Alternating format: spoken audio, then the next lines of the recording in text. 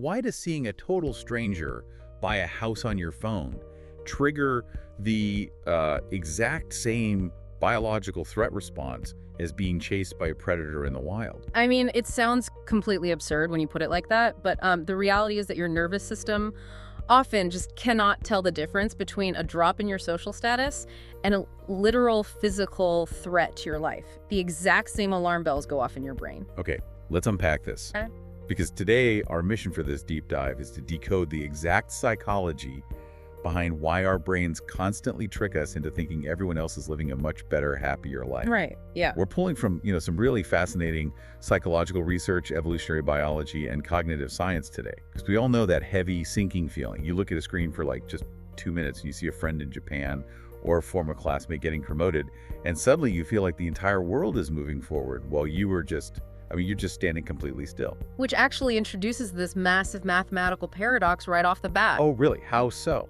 Well, think about it. If absolutely everyone is sitting on their couches, looking at their screens, and deeply believing that everyone else is happier and more successful, then who is actually living this perfect life? Oh, wow. That's a great point. Right. If everyone feels behind who is actually ahead, the math simply does not work out. So this tells us immediately that the problem we are dealing with is not reality. The problem is how the human brain processes reality. Yeah, that makes a lot of sense. So before we just blame smartphones or, social media algorithms, we probably need to look inward at our own biology. Definitely. Like, why do we even care what other people are doing? Why can't I just decide I am successful based on my own personal criteria without looking at anyone else? Because your brain is biologically designed to evaluate itself, and it runs into a very specific problem when it tries to do that. In psychology, there's this foundational concept called social comparison theory. It was introduced by Leon Festinger back in 1954. Okay, social comparison theory. Right. And the core insight is that human beings have this deep biological drive to measure our own traits. But certain things in life have an objective measuring stick, and others just don't. Like, if you want to know how tall you are, you use a tape measure. You get a completely objective fact. Right, it's just a number. But there is no tape measure for abstract concepts, is there? I mean, I cannot pull out a literal tool to objectively measure my success or my attractiveness or my social status. Exactly, you hit the nail on the head. Because those qualities lack an objective metric, your brain is forced to use the only measuring stick available in its environment: other people. Wow, okay. You are constantly subconsciously asking the question, am I doing better or worse compared to everyone else? And thousands of years ago, asking that question was a highly functional survival mechanism. Right, because of tribes and things like that. Yeah, exactly. If you lived in an ancient tribe of maybe 50 people, knowing your exact place in the social hierarchy was literally a matter of life and death. If you fell to the bottom of the social ladder, you lost access to food, to protection, to the community. Social rejection essentially meant physical death.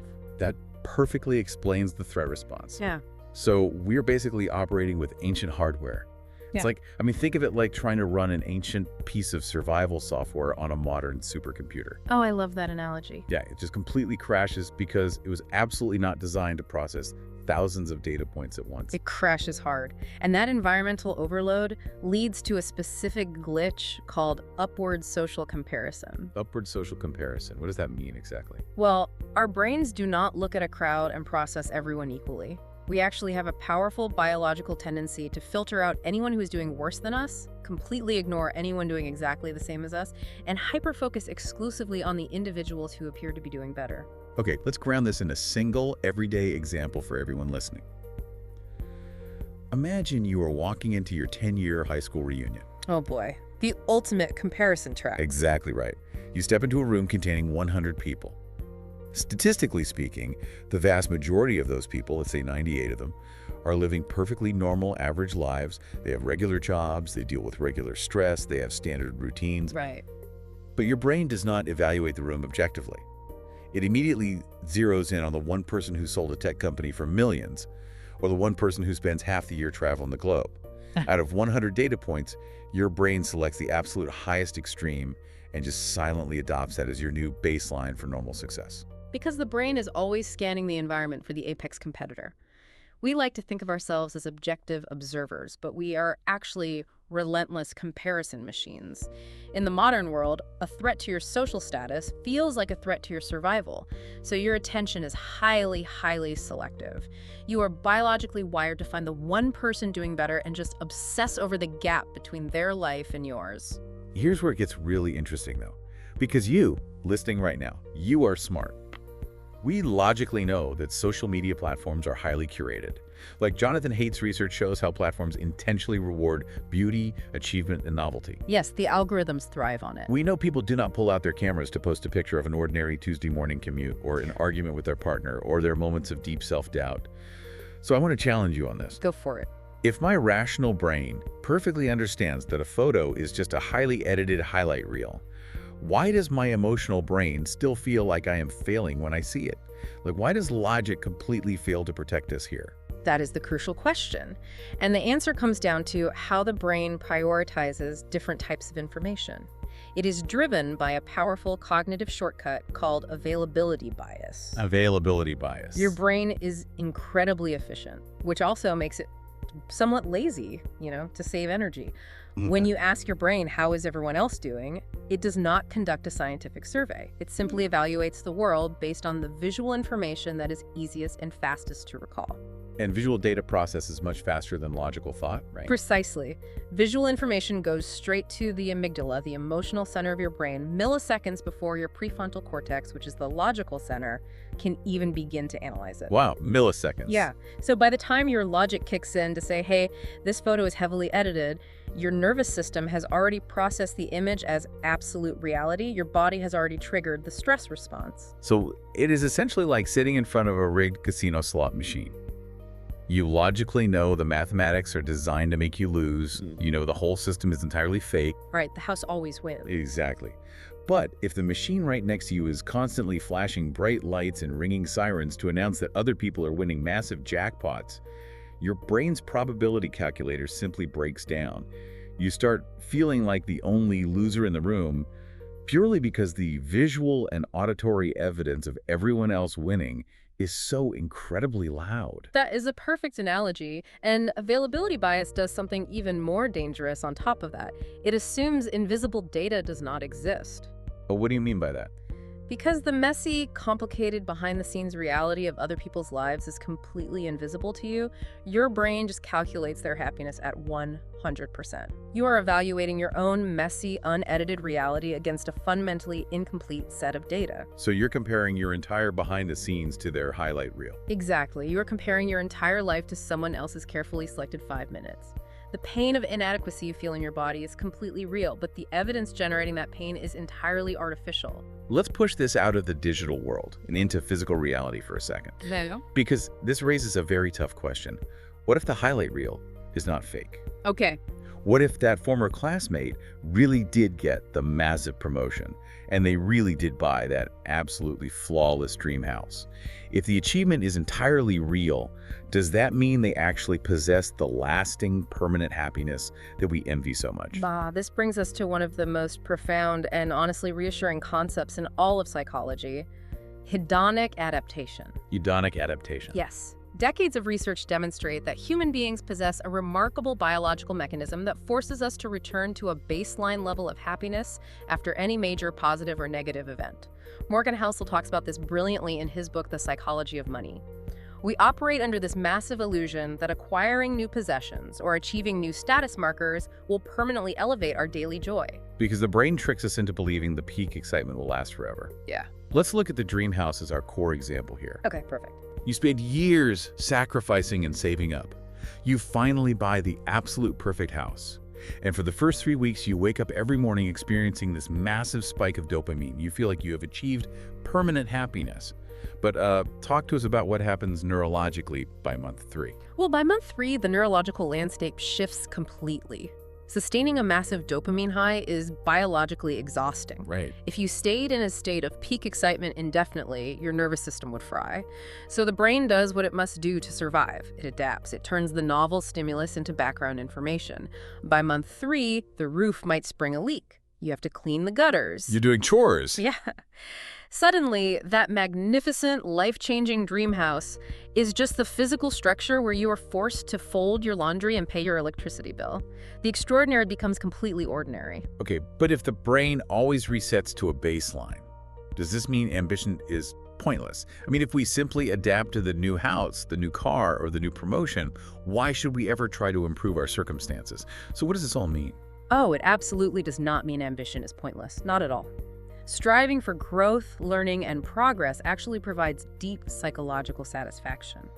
The critical distinction is that progress feels good, but reaching a permanent status plateau does not exist. So the journey is good, the destination is an illusion. Exactly. The research shows that our envy is what is completely misplaced. When you deeply envy someone else's achievement, you are comparing your Tuesday morning reality to a temporary dopamine high that the other person has almost certainly already adapted to. Wow. So we are quite literally envying a ghost. We are projecting our current intense desire onto their past achievement, completely ignoring the biological reality that their brand new car has already become just their regular, boring transportation to work. You've got it. You are imagining a version of their emotional life that simply does not exist for them anymore. The very people you are looking at with deep envy are likely sitting in their new houses, scrolling on their phones, feeling exactly as inadequate and behind as you do. That is wild. Okay, so if we connect this to the bigger picture, how do we actually apply these mechanisms to our daily lives? We now know our ancient biology forces us to compare. We know our visual cortex overrides our logic when we look at screens. And we know that hedonic adaptation neutralizes the very achievements we envy. It's a lot to fight against. Yeah. We cannot simply surgically remove our visual cortex or, turn off our evolutionary programming. So how do we stop this biological software from ruining our modern lives? If we connect this to the bigger picture, psychology provides us with a few highly practical takeaways to override the system. 3 things specifically. Okay, let's hear them. The first requires changing the target of your comparison. Because your brain possesses a biological need to evaluate itself, you cannot just tell it to stop comparing. It won't work. Instead, you must give it a healthy measuring stick. You shift the comparison from other people to your past self. Oh, that is a brilliant redirection of the instinct. Instead of asking, am I doing better than that person on my feed, you satisfy the brain's evaluation drive by asking, am I doing better than I was 6 months ago? Yes. You are measuring personal progress, which is a metric you actually control, rather than competing in a rigged game. Exactly. Now, the second takeaway involves aggressively overriding your availability bias. You have to actively remind your brain of the missing data. The invisible behind-the-scenes stuff. Right. When you feel that sudden sense of falling behind, you must consciously pause and identify what you are not seeing. Remind yourself daily that it is heavily edited. Acknowledge that nobody broadcasts their deep uncertainty. Nobody uploads their financial panic. Reminding yourself that the data is incomplete helps your logical brain catch up to your emotional reaction. And I imagine this brings up the final application, which is using intentional gratitude, not as some sort of toxic positivity, but as a literal neurohack. You nailed it. Intentional gratitude shifts the brain's spotlight. When we are caught in the comparison trap, our brains are entirely focused on scarcity, the things we currently lack. By actively noting what you already possess, you force the brain to process a more complete picture of reality. You move the spotlight from scarcity to abundance, which significantly lowers the threat response in your nervous system. Because you are proving to your ancient brain that you are not actually at the bottom of the tribe, starving and rejected. You have resources. You are safe. Precisely. And this leads to the most important realization of all. The absolute greatest illusion of modern life is the persistent belief that everyone else has it all figured out. We are all walking around assuming we are the only ones struggling. But the truth is, almost everyone feels like they're falling behind. Almost everyone is secretly looking at someone else, feeling a quiet, heavy sense of inadequacy. The happiest people are not the individuals with the most impressive, picture-perfect lives.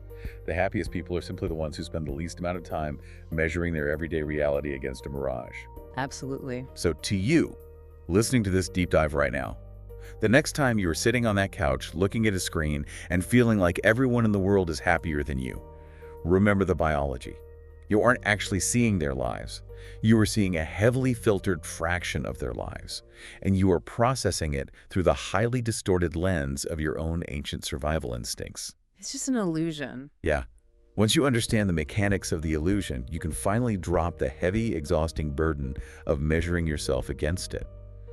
And when you compare less, your happiness naturally grows because you are finally free to focus all your energy on the only life you can truly experience and improve your own. I love that. And I'll leave you with this one final thought to mull over today. Yeah.